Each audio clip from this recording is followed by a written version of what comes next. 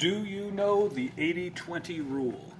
Hey everybody, this is Jared. I want to talk about succeeding in direct sales, multi-level marketing, home party businesses, with the 80-20 rule, also called the Pareto principle if you want to Google it by either name.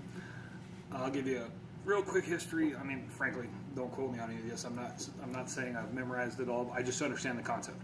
I believe Pareto was an economist like over 100 years ago, and he came up with this 80-20 rule. Just observing stuff. I mean, he even observed it in farming. And the point of it is, you can't hold it fast to 80-20. The numbers aren't that important, but the idea is the majority versus the minority. It could be 90% and 10%, it could be 95-5, it could be 99-1, but we'll call it 80-20 because that's what it's most well known as. And there's a couple ways, well, about half a dozen or more ways to look at it, and I'll mention several.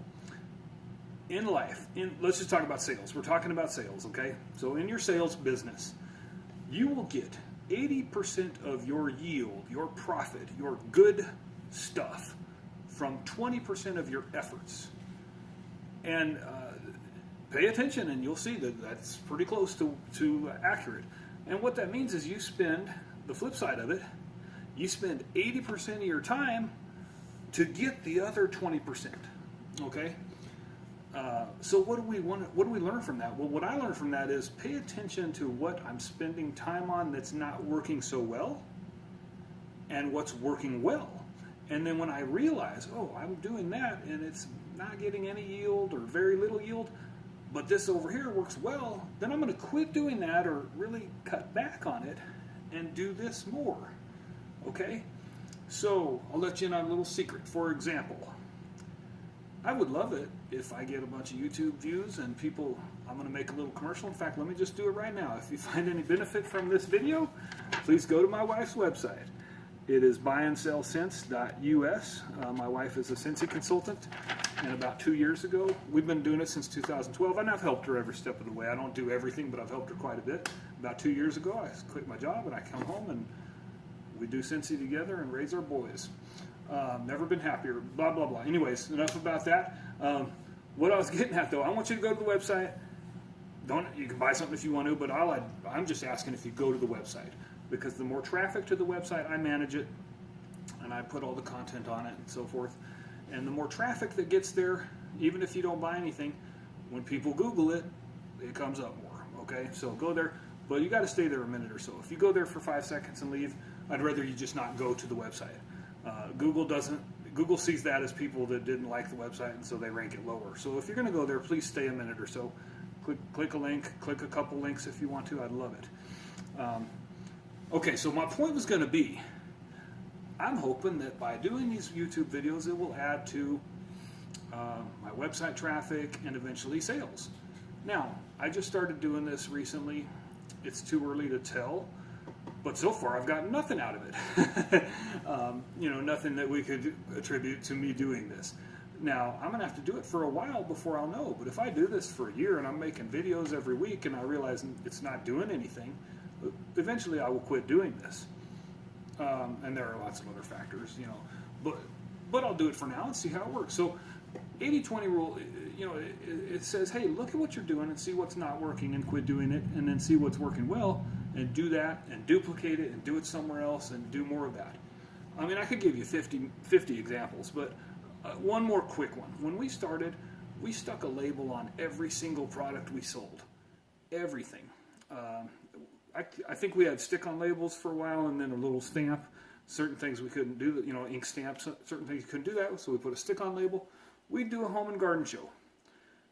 6 months later, we'd do another home and garden show. And every time we sold something, we would tell them, here's our name and phone number and website right here on it. Every time. 6 months later, we'd do another home and garden show, and you see a lot of the same people. Oh, I wanted to buy more, but I didn't know how to get a hold of you.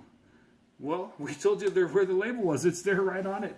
But basically, guess what? We quit doing that because it's not working. So it didn't cost much money, but it took a lot of time. So we're like, label the catalogs, the stamp on the catalogs, a couple other things, but not every single product. That's just one example. I could go on and on. Now, if you want to do that, fine. I'm not saying that's a bad thing. I found that when I've spoken at a couple events, and if I say something like that, people think I'm offending them if they like to do that. I'm not saying don't do it. I'm not saying don't do anything. Do whatever you want. But what I'm suggesting is you pay attention to if it's working or not. Then it's up to you. You know, I'm making YouTube videos. I might make them for a long time, and I might get nothing out of it before I finally quit. But we'll see. Hopefully I'll get a lot out of it. If nothing else, I'm helping people. Okay, so you get the idea. Pay attention to what you're doing, and do what works and don't do what doesn't work. A couple other ways to look at it. Customers.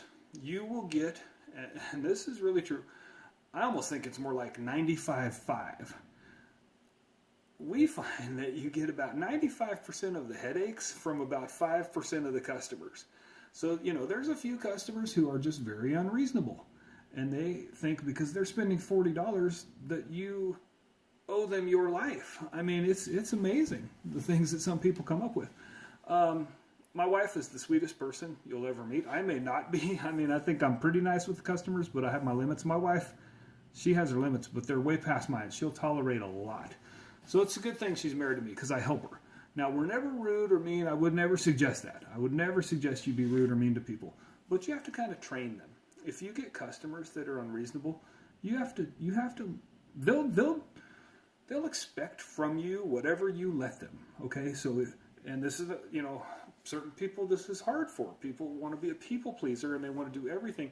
Well, if you do it this time, guess what? They don't realize you did them a favor, whatever it may be. I mean, there's all kinds of things people will ask for. A little, can I get 10% off? Can I get, if I do this, will you throw in that? Or will you deliver it to me 45 minutes away? I mean, I can't even think of all the examples. We've gotten a lot of things where people will ask for special treatment. And if you do it once, guess what? They want you to do it every time. And the interesting thing is, they don't even realize you've done something for them. It's very interesting. Anytime you, and this is up to you. This is completely up to you. I'm not telling you how to do your business. I know people will argue with me and say, well, you got to go the extra mile because they'll be more loyal and blah, blah, blah.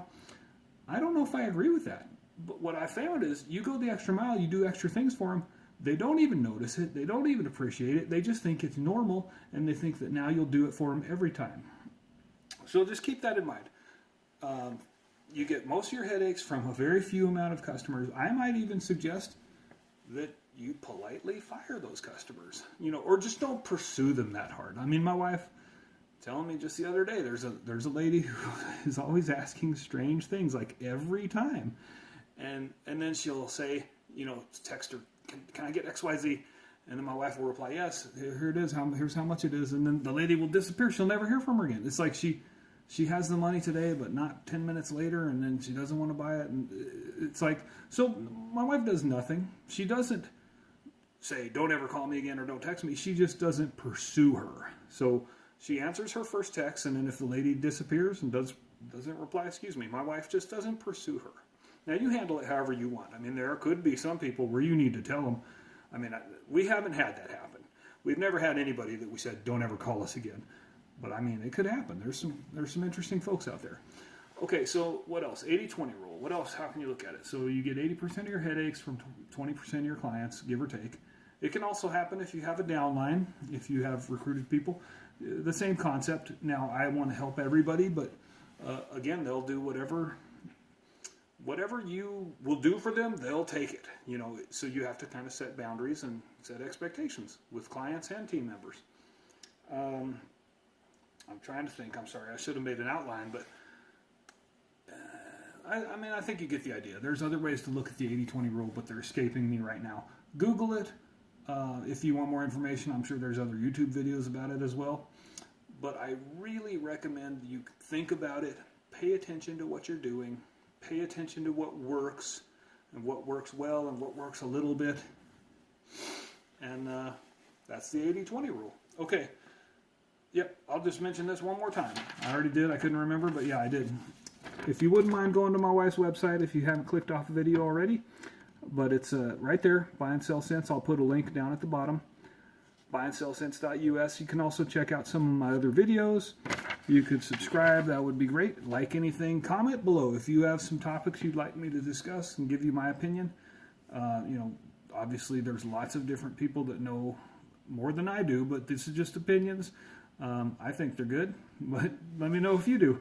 All right, that's it for today. Thanks for watching, and best wishes.